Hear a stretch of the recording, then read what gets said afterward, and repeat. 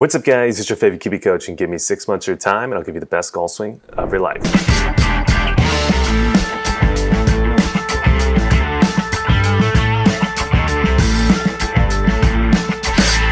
So welcome back to the channel. In this particular video, we are going to be reacting to Tiger Woods' How I Play Golf. Specifically, he's going to be talking about the driver, and this is probably some ideas and concepts that you guys have probably never heard before, and it's coming from the greatest golfer ever, in my personal opinion. Some people might say Jack Nicklaus, but I think Tiger's the best. So let's go ahead and jump into this video. I think you guys are really going to enjoy it, and let's go. But before we get into the video, I want to give a quick shout out to our sponsor, and that is Kiwi Golf Japan. If you guys did not know, YouTube does not pay the bills. So if you want to help support this YouTube channel, allow us to continue to make videos for you guys, after this video is over, there will be a link down below.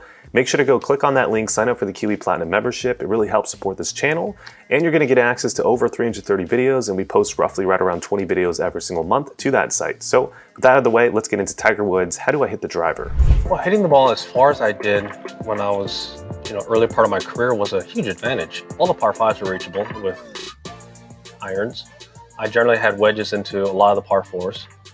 Theoretically, I felt like I had a couple shots per round up on the field. I was able to drive it well. Compound that over a tournament, season, decade, there's an advantage to being long. And you look at all.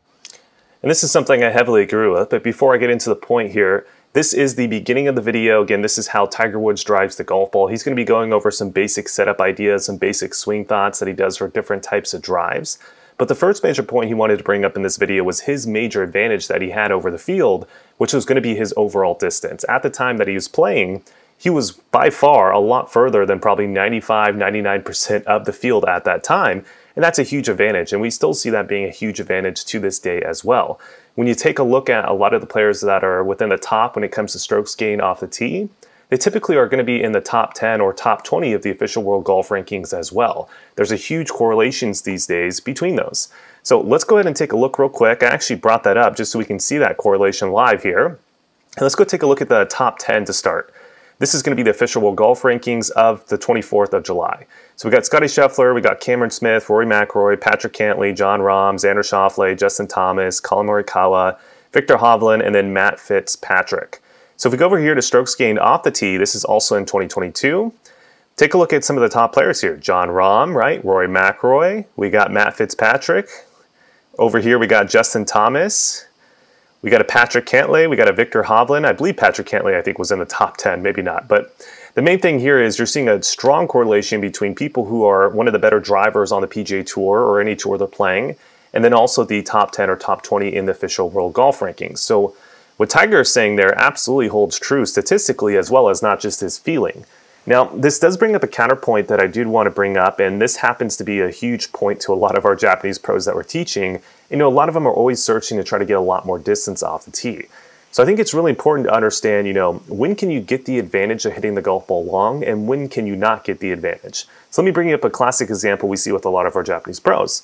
Let's say they're averaging right around 275 yards to 280 yards. And let's say right now their fairway accuracy percentage is right around 62% throughout the season.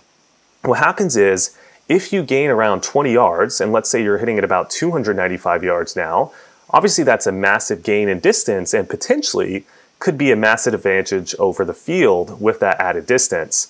However, what ends up happening is most of the time when you add 20 yards and you add it through trying to change the swing, typically the accuracy or fairway accuracy percentage goes well down with that. So you might have been 62% when you're hitting at 275. Now you're down around 52%, but you're hitting it 20 yards further. Unfortunately, even though you're hitting it 20 yards further, you're not going to be very high ranked when it comes to strokes gained off the tee, because strokes gained off the tee is not only just distance, it's also kind of the accuracy with that distance as well. So I don't think that in that case you would want to be gaining distance, because it's really not going to be beneficial if you can't gain the distance and also keep the accuracy, because you're only hitting at 275 and your accuracy percentage is only 62% currently. That's not very good to start off, right? Now, if you're hitting at 275 and your fairway accuracy percentage is like almost close to 80%, which would be incredibly high, well then adding on 20 yards, yes, you're going to drop that fairway accuracy percentage, but you might still be averaging closer to like the mid 60s or low 60s when it comes to fairway accuracy percentage. And then from there, you could get pretty good rewards when it comes to getting that type of distance. So I think that's a little bit more of a, little bit more informed decision on whether to get more distance or not. I do agree with Tiger Woods, but I just wanted to add that point because I thought that was pretty beneficial. Let's continue with the video.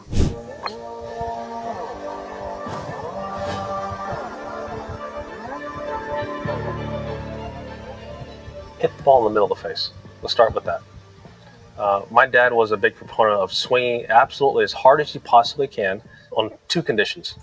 One, you can maintain balance, and two, you can guarantee you can hit the ball in the middle of the face. If you can't do any one of those two, then you can't swing that hard. So I think this advice is obviously great for more so the talented player, the more so physically capable player who probably already is playing professional golf or is on track to playing professional golf. It's great advice, right? Because we already all know how to hit the golf ball in the sweet spot, those types of players. And for the most part, whenever we get into trouble, it's typically because we're trying to go at it a little bit harder, trying to get a little bit more distance. And then from there, we can tend to get some mishits and really get the golf ball going way offline.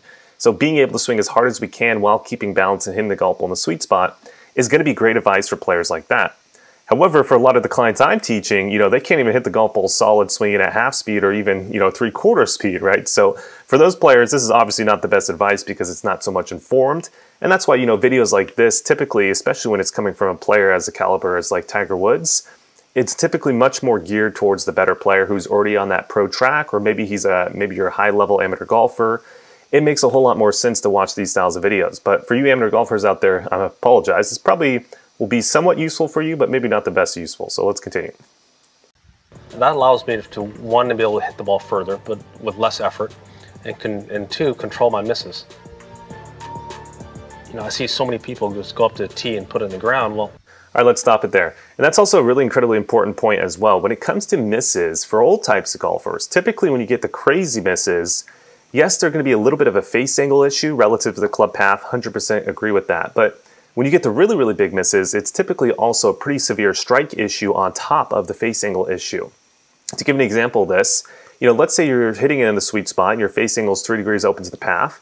Maybe you'll hit a little bit of a push fade, maybe even a little bit of a push slice depending on how fast you swing, but you're probably going to keep it in the relatively in the playable zone, right? You might be slightly in the trees, slightly in the rough, maybe even a bunker, but you're not necessarily OB. But then compound that 3-degree face angle open, or maybe even more, with a heavy toe strike.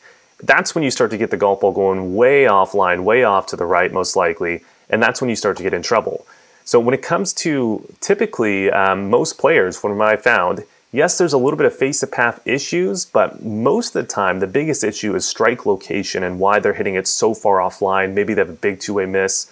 All of that can typically be drawn back to strike issue and not necessarily face-to-path issue, which is something that a lot of people don't really keep into account. They feel like they just can't have good face control. I was like, well, sort of yes, because you can't really have good strike control, but where you're pointing the face at impact is relatively actually kind of similar. You're just getting some pretty crazy different strike points, and that's going to get you some really different results when it comes to curvature. First of all, what side of the tee box are you going to go to? Hogan was a big proponent of this. Immediately, the tangent itself sets you up to either go down right or left. What shot you're going to play based on that tee location, then tee height, what shape shot you're going to play. And this is something that's really important when it comes to course management, tee location. So where are you going to tee the golf ball up? So to give you an example, you could tee it up all the way over here, which is more so towards the right side of the tee. You can tee it up over here. So what he was talking about there is, okay, what is the hole doing? So let's pretend this hole is maybe a dogleg right. Well, if it's a dogleg right and we're trying to hit a draw, we probably don't want to tee it up over here on the right side of the tee box because the angle that the tee box is aiming you towards makes it kind of difficult for you to naturally hit a draw from that position. You have to aim way off to the right. You're going to feel really weird because your body lines are aiming way right of where the tee lines are aligning you, and most likely you're probably going to have a difficult time hitting the shot. And we don't even know if there's trees over here. There might be trees that you can't even aim over here and be able to hit it over those trees in that particular case. Versus the same hole, if you tee up over here, kind of where Tiger is, now the hole is giving you a little bit better angle. You can aim to the right, but you're not going to be aiming so far right relative to this tee box, and it's probably going to be a little bit easier to hit the draw. So a simple rule of thumb, and this is not always the rule, if you're hitting more of a fade, you want to be a little bit more closer to the right side. If you're hitting a draw, you want to be over to the left side. But again, you also have to take into account what is the hole doing relative to the tee box. So where's the tee box aiming you relative to that hole? And then from there, you can kind of fit around and try to figure out the best spot for what shot you're trying to play. That's essentially what he's talking about here. There's a lot that goes into a simple, innocuous question like that.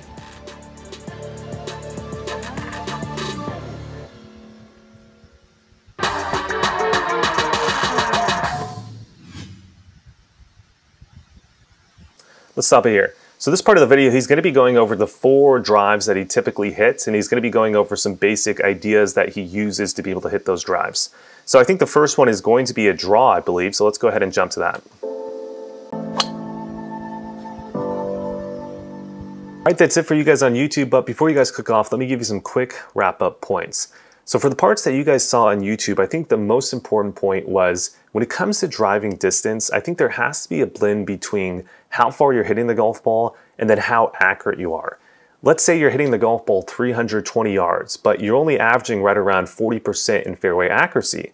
Even though you're hitting the ball 320 yards, but you're hitting it 40% accuracy, it doesn't make you a good driver of the golf ball. You would probably rank quite low when it comes to the PGA Tour strokes gained off the tee.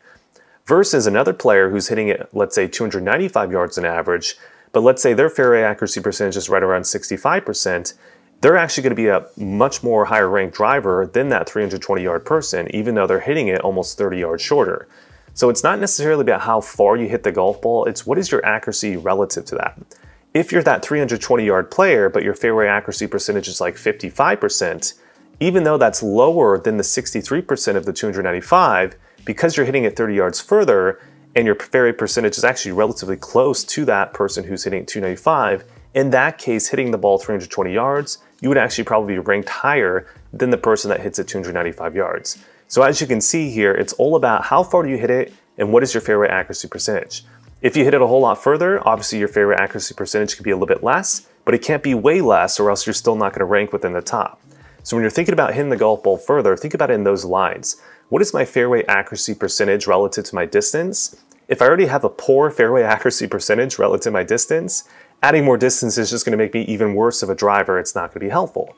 If I have a super high fairway accuracy percentage relative to my distance, then trying to hit the golf ball further would probably be a much smarter role or move for someone like that. So that's a really important point and one of the major take-home points I wanted to give to you guys. Now, if you guys want to watch the full video, it will be on our membership site, so there will be that link down below. Make sure to go sign up for that right now, because if you sign up for it, you'll get access to not only this video, but 330 other videos on the site, and we post 20 new videos every single month to the site. So if you want to join the community, you want to help us out with this YouTube channel, make sure to go check that out. Other than that, like, comment, subscribe, share, all that good stuff, and I'll see you guys in the next video.